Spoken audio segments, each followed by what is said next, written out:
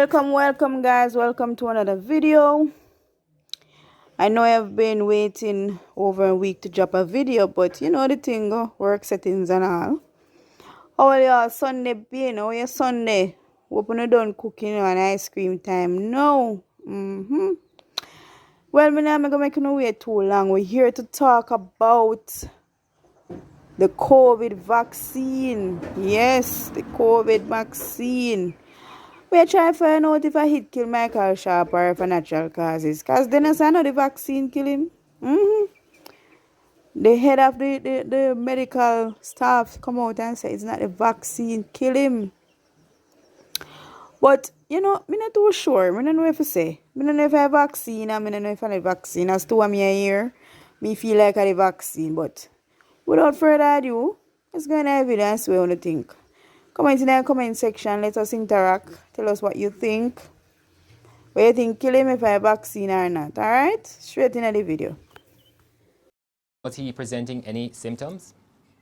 Yes, he was. The report that I got earlier today, and I must say that it's not a final or complete report, but just trying to get as much information as I could at this time. So he did present with symptoms, and he was admitted to the hospital. My understanding is that a few days he would have received the COVID vaccine on the 14th of March. And shortly after, he developed some symptoms, which got worse. And he visited his doctor, had a test done. And then with the worsening of his symptoms, he was admitted to hospital. So, yes, please go ahead. No, you go ahead. Right. So, of course, there has been a lot of concern in the public space as to whether or not the vaccine would have caused his death. And, you know, this is what we really want to talk about, because of late, yes, we have been, a lot of persons have been asking about deaths and the COVID vaccine. And so from the Ministry of Health and Wellness, we want to clarify some areas, because you are going to have two types of deaths that can occur after somebody could have had the COVID vaccine. And these are not related to the vaccine itself, because the vaccine does not have any virus in it, so it will not cause COVID. That's one.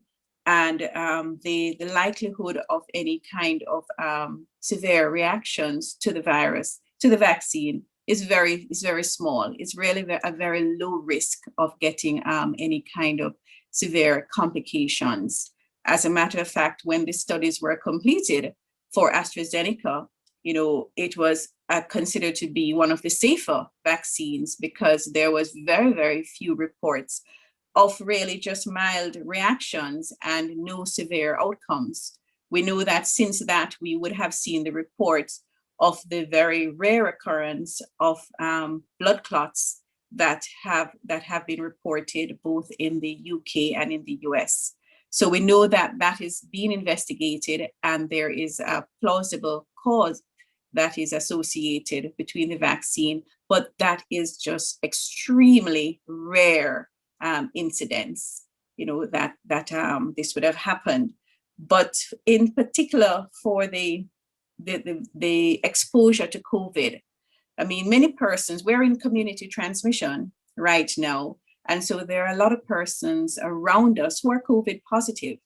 And so therefore, our risk of exposure to COVID before we get the vaccine, or even in the period after getting the vaccine, is still there.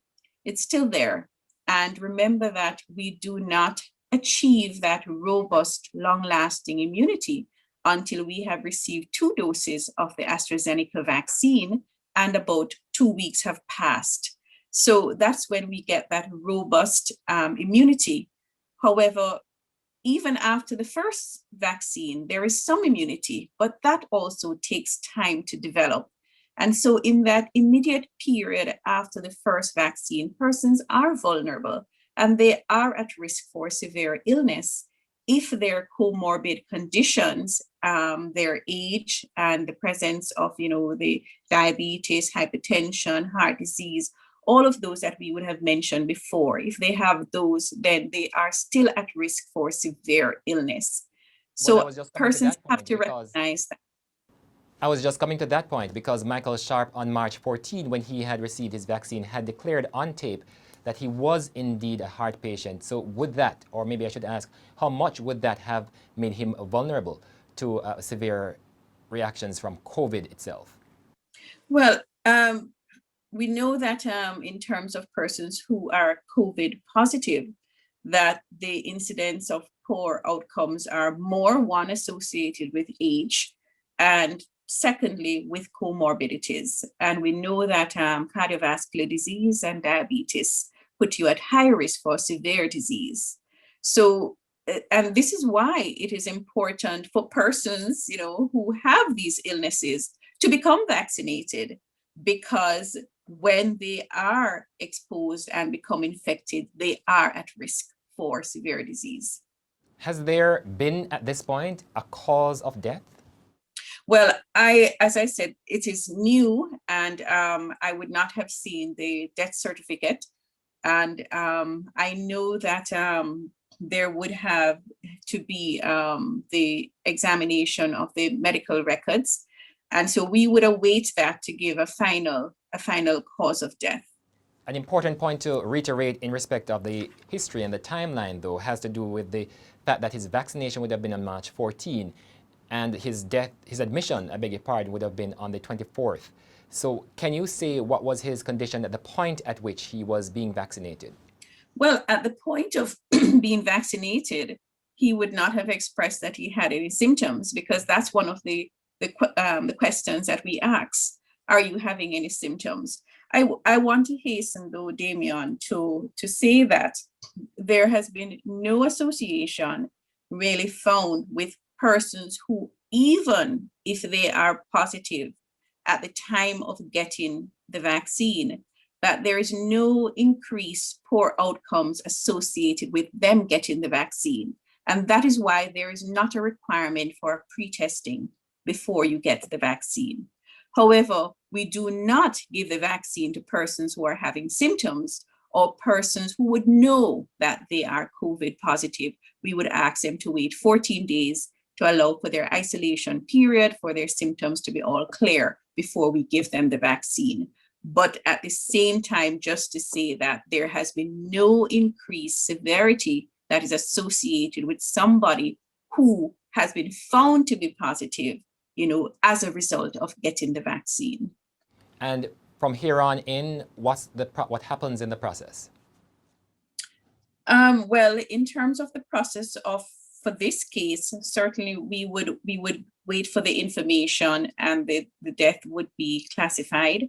I just want at this time, Damian, and I should have said it before, really just to express my own sympathies and sympathies on behalf of the Ministry of Health and Wellness to the members of the family, and also to the members of the media fraternity, who I know have suffered a great loss, and really and truly to the people of Jamaica. I mean, myself, I would have seen Michael Sharp on TV from he was on the news, and then I would have heard him on radio. He would have stepped in on hotline sometimes and stuff. So as a Jamaican people, we really would be suffering a great loss. And I just want to say that I want to express my sympathies there. But in terms of our classification of the death, then that would come later as we get all the information. So that really would be our process. Sometimes the processes seem cut and dry when there is just a huge loss and gap that is there, and you don't want to demean that, or to make it seem any small or anything like that. But the process really is that once we get the information, we would classify the death, and then we'd be able to say if we consider it to be a COVID-related death, or whether he had developed significant problems after COVID that would have caused his death, or what. I can't say what it was going to turn out to be once we get that information. However, Damien, I just want to add something though. Our medical staff or nursing staff do come under a lot of pressure. And we have been really trying to do the best for the population over the last year in the entire management of the pandemic and in the delivering of the vaccinations. It really and truly, is very, very disheartening to hear that the nurse who administered the vaccine has been getting threats and has been really been abused verbally and is suffering emotionally because of the kind of result that persons would have taken it upon themselves to call her, to WhatsApp her. And it's very frightening for us in the medical field. We have to deal with a lot of things. And many times there are poor outcomes of patients that would have passed through our hands. But I want to assure the Jamaican population that we always try to do our best. And yes, it is that we do have poor outcomes. And we all, even us as the doctors and the nurses and all the healthcare providers suffer from those losses because we ourselves bond with our patients. And it is a great loss to us when somebody who has passed through our hands die.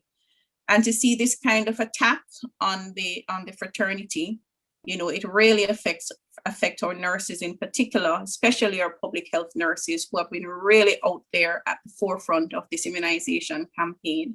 And I really would want to appeal to the public to be measured, to carefully consider this is not as a result of the vaccine. It's as unfortunate that persons will develop COVID still and will develop severe COVID. And even I had said that there were two types of deaths because you also have deaths that have nothing at all to do with COVID that can occur after vaccination. So persons will die from strokes, heart attacks, anything else that in their natural history of their disease or disorder that can result in poor outcomes. We have no evidence to say that any of these deaths are caused by the vaccine, and certainly the persons that give the vaccines should not be treated in this way. We are all trying to do our best to get us across this hurdle, this huge hurdle that everybody has to face. Very well. Thank you so very much. And of course, that's not something that should be condoned at any point at all. Dr. Jacqueline Bisesa McKenzie is the Chief Medical Officer, updating us on Michael Sharp, our colleague journalist, who has died at the age of 65 after being hospitalized for a couple of weeks. I'm Damien. Like, comment, share, and subscribe.